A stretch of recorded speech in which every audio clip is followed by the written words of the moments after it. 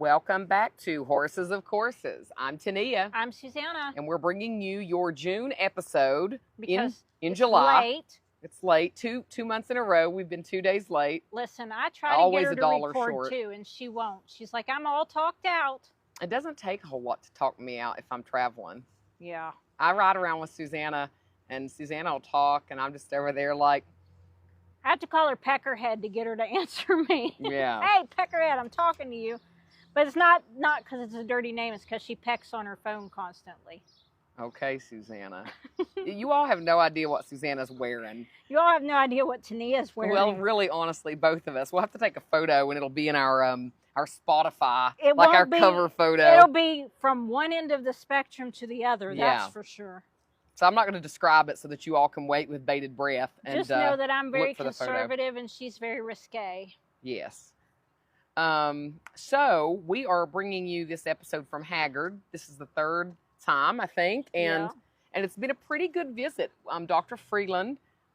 We love Dr. Freeland. Dr. Freeland is great, and he walked away today with a little bit of a smile. It looked like he saw 4 horses. And three got to go home. 3 got to go home. And usually when we bring horses to Hagyard, one gets to go home. Yeah, 1 if we bring 4. So today, pretty good odds. I did not think we would have that much good news at all.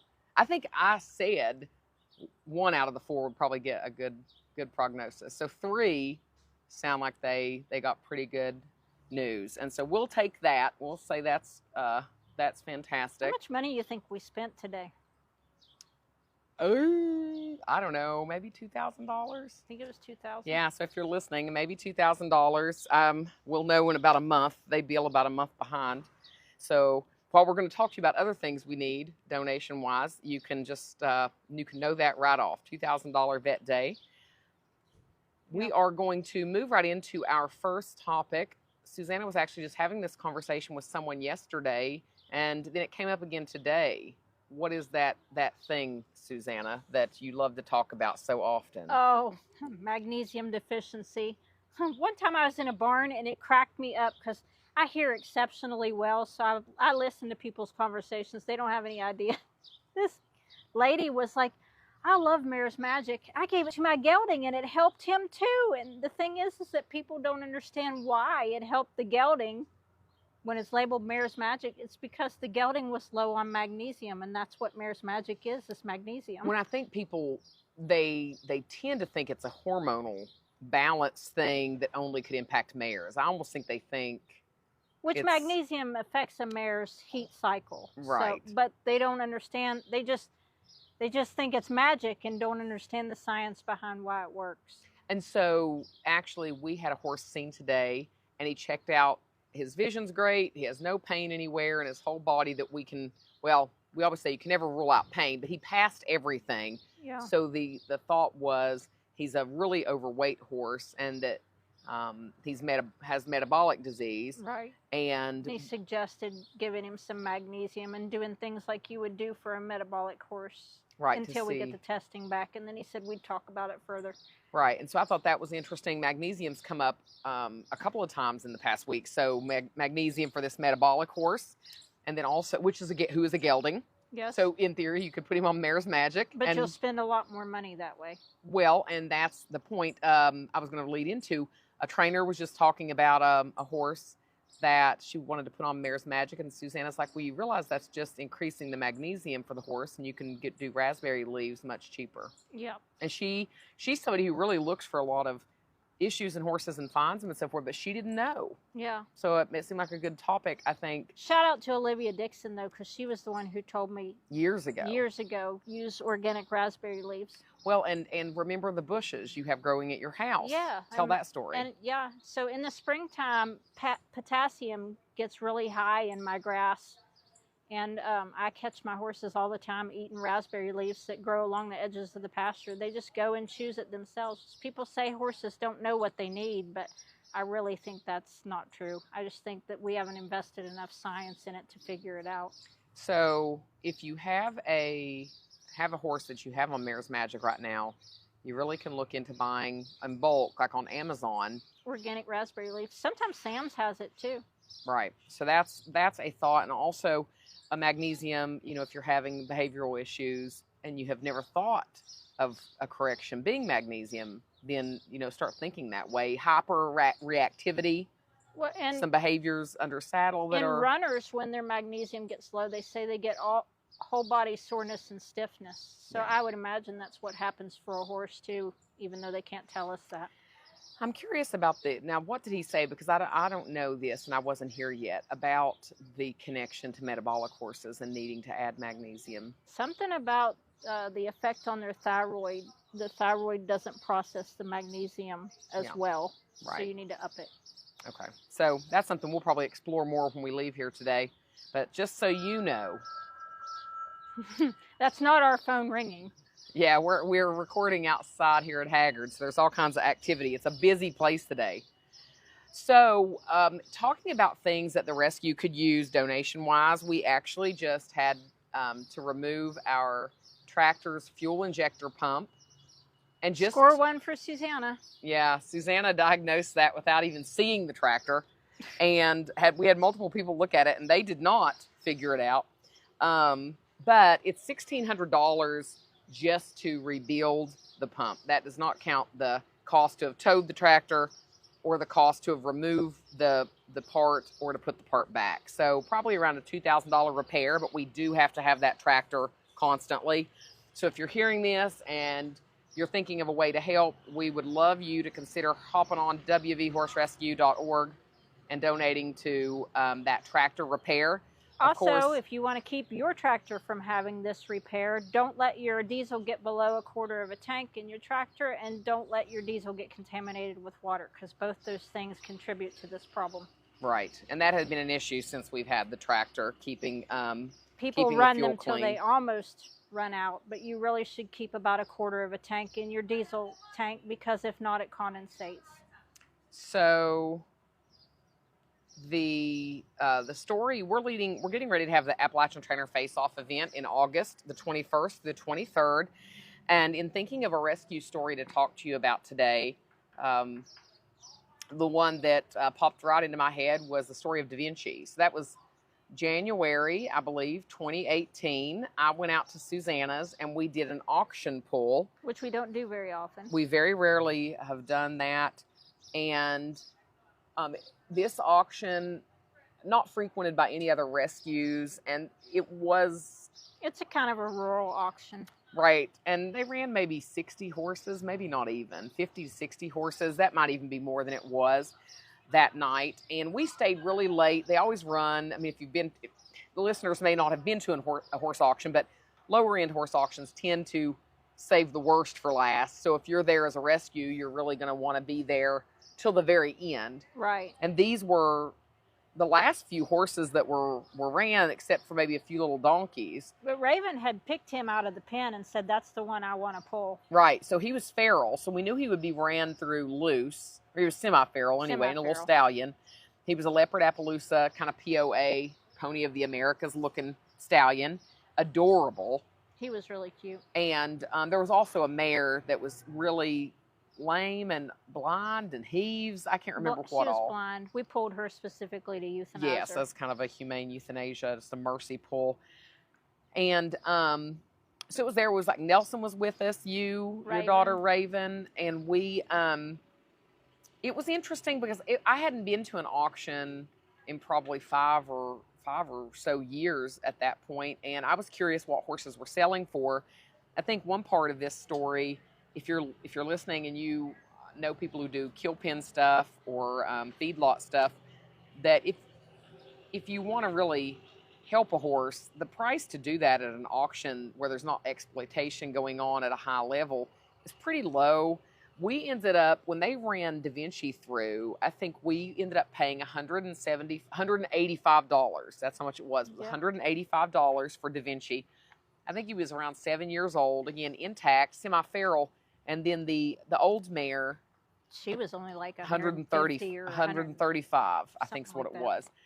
So, when you start seeing horses offered online Which for I will 1,000. say, it is more now for the loose pin horses. Well, because the market is a lot higher. The market is a lot higher. The So market's higher. You usually can't pull them now for that low. No, you would, yeah, They're you about wouldn't. 325 or so now. Yes, but when you see horses, we'll routinely see horses in these broker lots that I know that have ran through an auction for probably 350, and they're going for 1,200. Just understand. Shoot, more than that. Well, there are plenty more, and then when you add on, they'll add the transport fees and the quarantine fees. You could be looking at many thousands.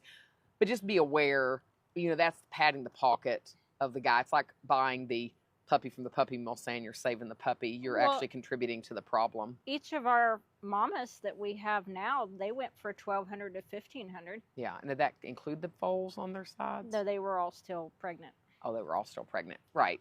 So, so we were able to get Davinci for $185. We didn't buy the pregnant mamas, by the way. No, somebody else bought them, dropped the ball on them, and then they ended up dumped on us. Yeah. But so we always do painter names, just like, except for Galaxy this year in the ATFO. You did that, you I know. idiot. I don't know what happened there.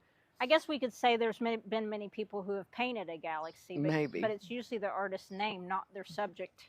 And so it would be funny to have a Mona Lisa. We got any horses that smile? Well, Mackenzie. How sad. Hmm. So we, Susanna fostered him, and he was gelded there at your place. Yeah, that's the one where I got in trouble for sitting on his neck because Dr. Hughes wanted him held down and said, sit on his neck. And then everybody was like, how dare you? Well, the horse is totally under. For a photo like the op. horse is under. Like he's not awake for this. You do this in case they would start to wake up. Right. In case they start to wake up, it could get really dangerous. And people don't understand when they see these procedures. Facebook blew up over that. You just did that for a photo op. Yeah, like you were like you were posing on him is what I assume they thought. Yeah. Because Raven snapped a picture. You have to like lay across the horses all kinds of ways sometimes.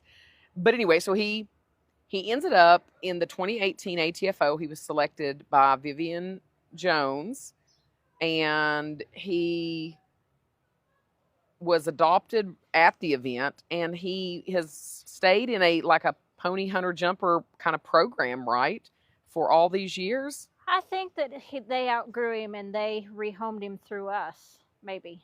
Well, just so people understand, you if a horse is adopted through us and you know someone who's interested, that person can apply and adopt the horse through us. Right. But the horse doesn't have to come back to the rescue. It allows the current adopter to keep the horse until the horse is readopted, and that they may know the person and be able to kind of transition them through.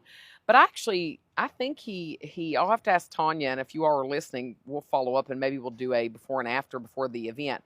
But he was a really good, I think, just what the Appalachian Trainer Face-Off stands for, what it's meant to do. A horse that had absolutely no shot. I mean, for one, I don't know did anybody even bid against us? Is that I don't think so. I don't think so. I think that was the minimum bid. Yeah, I think so. So where was he going? Nothing good was coming for that little stallion that couldn't hardly be handled. A little stallion with big cojones. He had some big cojones. He loaded right up there. Remember, we backed in, and we had a 2-horse trailer, and he was just like, "Get me out of here." So he has a really good after. I know he is in a 100 jumper program. And the mare had a really good after too, because we put her to peace because she was pitiful. Yeah. Well, that was the same. No, I don't think anybody bid on her either. It was like, where were these horses going except back where they had come from and where they had come from. Or to another auction, maybe. Right. Well, and that happens a lot.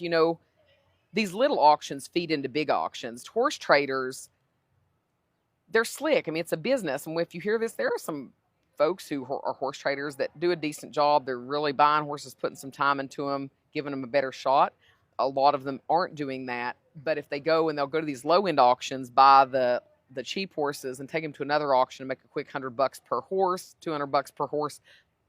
Excuse me, these days, they could be making $500, $1,000. And that is essentially what the kill pin schemes and the broker lots are, glorified horse trading Well, the schemes. broker lots go to these littler ones and pick up horses specifically that they know will appeal to these kill pin schemes. Well, and take her to bigger ones. And they're paying bigger money to get them where there might be rescues or actual homes there that would have bought the horses and did what we did with Davinci.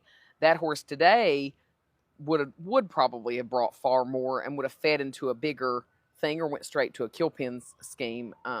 So thankfully that didn't happen with him, and he's in a really good home. And I think after that, I don't think we didn't do any more auction stuff until the last few years. A few things we've pulled for euthanasia, up some small auctions in West Virginia. Okay, so we've got the ding-a-ling of the month. Man, didn't that cause some controversy? What was the episode before last? Yeah, People the episode before last. They were so mad that we were calling people ding-a-lings. And I thought, yeah, well, you walk a mile in Susanna's painter outfit that she's wearing today, or in my sketchy yoga pants, and you'll call people ding-a-lings too. So we got this starved little mini in about 2 weeks ago. Little mini stallion. A little mini stallion, totally emaciated, body score 1. Just how in the world you starve a mini to death, I don't know. It's hard. But there were 2 kind of ding-a-ling stories with him. I think both kind of rate a mention. The big one was how many people, but one in particular, but jumped on to say, don't feed him alfalfa. This is a very strategic, slow process. You're giving him too much food. Don't give him alfalfa. It is too rich. It will kill him. And I was like, okay, well, we have refed probably 500 body score 1 horses with extraordinary success.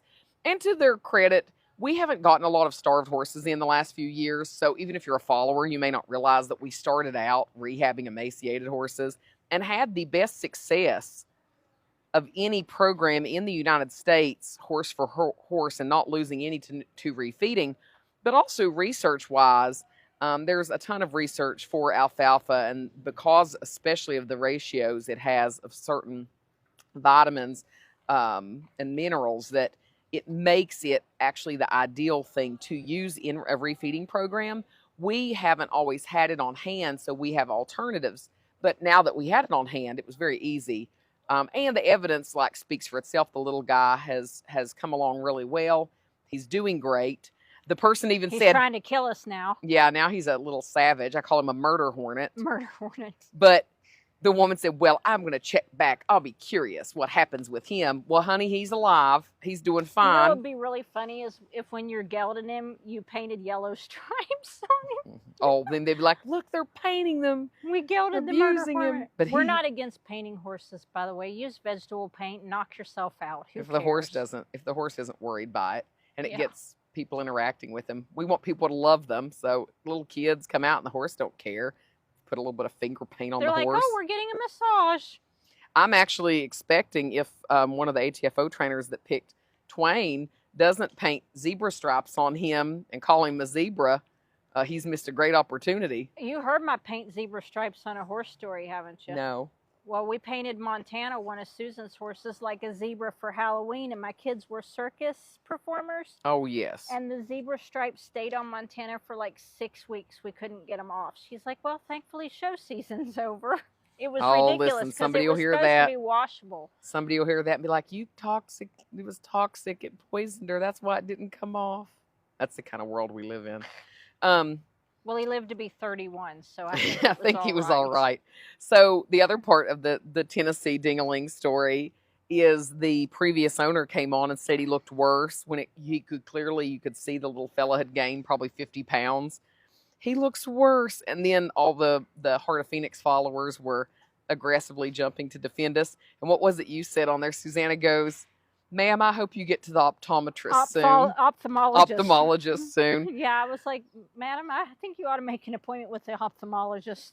People thought that was very funny. It was very funny. But I'll tell you, it's sad though, because the truth is nothing's going to prevent that person from getting another miniature horse and starving them. And they really apparently live in a world where maybe they believe that. Maybe they think he was fine. And we do all we can to educate and change the way people view, but then you have something like that and you just almost feel like, what's the point?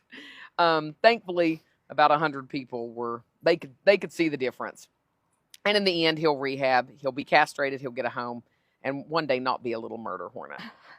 One more. But not today. Not today. He got one of the caretakers in the stall yesterday and just kicked their Well, he can't reach their brains. He's too little, but he got him in the corner. I was like, don't let I him don't do know. that. That Minnie kicked Riley in the face that one time at the Yeah. Well, auction. she reached down and like touched Oh his yeah. leg. Well, Nelson wanted to know if he was gelded or not, Yeah. and she popped her head around to see. Oh, it about knocked her out. Oh, it did knock her It did out. knock her out. She Yeah, it had a was when we got concussion? Davinci. It was the same auction. Yeah, it was. That's the only time I've ever been. Oh. So we got Davinci, rescued Davinci, and Susanna's daughter got knocked out Yeah. by checking to see if a horse had testicles or not. Oh. So we actually was just visiting with another rescue, and this topic for in this her inappropriate yoga pants. yeah, in my yoga pants that are kind of, I mean, they really are pushing the bounds of what's decent, but I didn't know. They just thought they were plain black pants. They are not. We were talking about having a support network and building a network, and the importance of, if you're in rescue, to me, looking at everyone as a contact and connection in the horse community, whereby you all might be able to work together to help horses.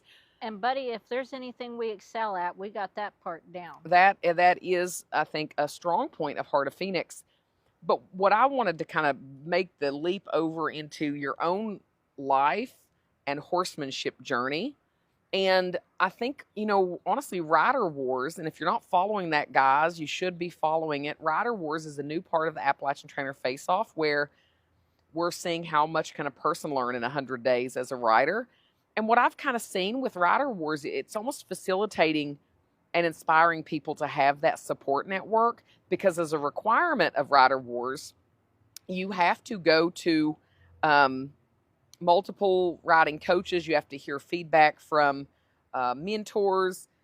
You have to, you're in a Rider Wars group where you're talking, you're sharing different clinics, sharing different ideas, and you're also like communicating with Heart of Phoenix and letting us help you on your way. And what I hope and I suspect that the riders will see at the end is how important and how much further you can go when you have a network of people working to help you succeed and sharing information and sharing education. And I'm trying to think like what a great example would be in my own life, like where if I hadn't had the support system, but many people that volunteer for HOP that have their own horses reach out to us and get the benefits of the network that we have built day in and out. If someone has an issue, a training issue, or they have a health issue, or they're encountering something and they can't find the answer, I think it's this kind of beautiful thing where you can just reach out to us, and Susanna or I, we're going to help you. We're going to like connect you with who can. Like, how many times a day do you think somebody within the rescue, our network, reaches out to us for support? I mean, I usually get about 2 a day for something. Right. And same. Well, yesterday, one of our fosters reached out to me who had a friend with some questions about nutrition questions about a horse that's gotten to be in his 20s and they're struggling with weight. And it was just really so quick to go through all these things. Here, take that back to that person.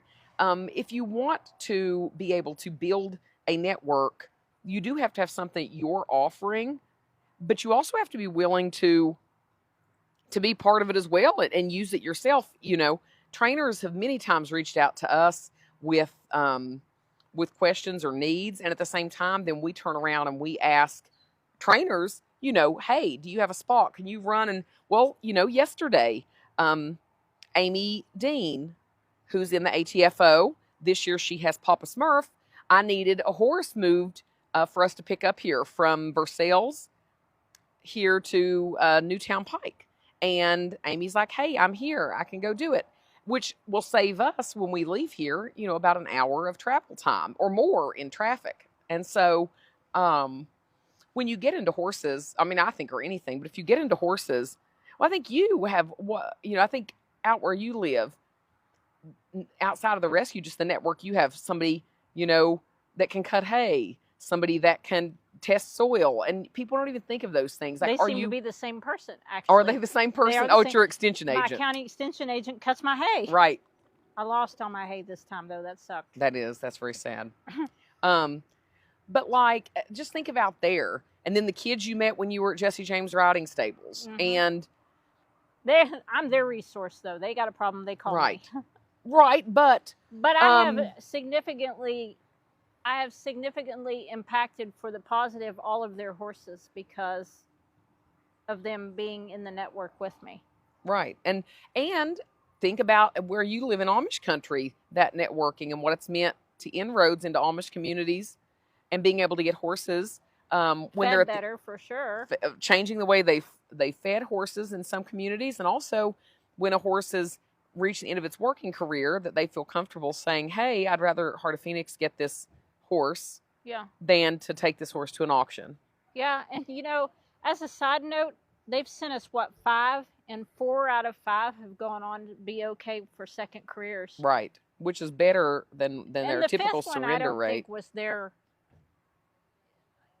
I don't know what they weren't dumping an injured horse on us for the 5th one. That was just a happenstance.